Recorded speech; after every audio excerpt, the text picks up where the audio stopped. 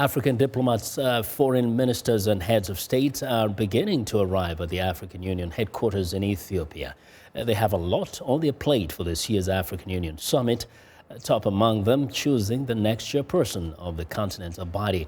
Anita Powell has more from Johannesburg.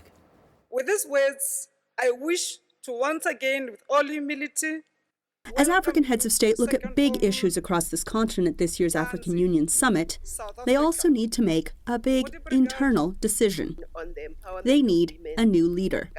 AU Commission Chairwoman Nkosazana Dlamini-Zuma is on borrowed time after heads of state extended her term. The hot issue is electing a new chairperson for the African Union Commission. It was postponed last year, and really heads of state can't wait another 6 months to get a consensus. That's top of the agenda. Other issues include stopping the ethnic violence in South Sudan and rescuing the country's crumbling peace process.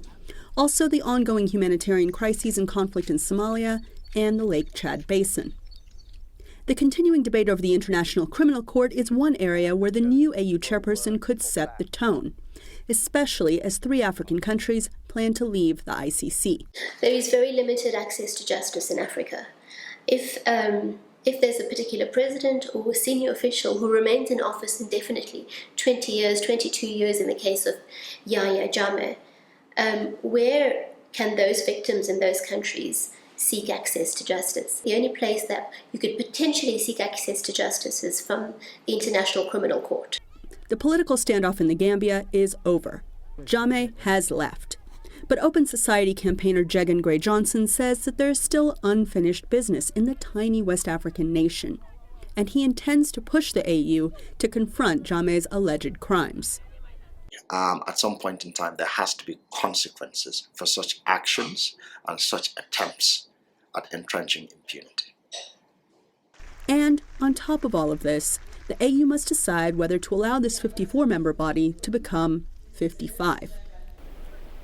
Morocco quit in 1984 after the AU recognized the independence of Western Sahara from Morocco. The AU can do with a little help now that Libya, which used to be one of the biggest funders, is no longer supporting the AU.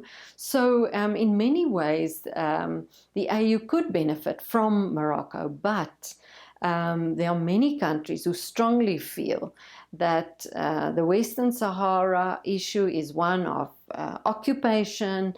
It needs to be independent.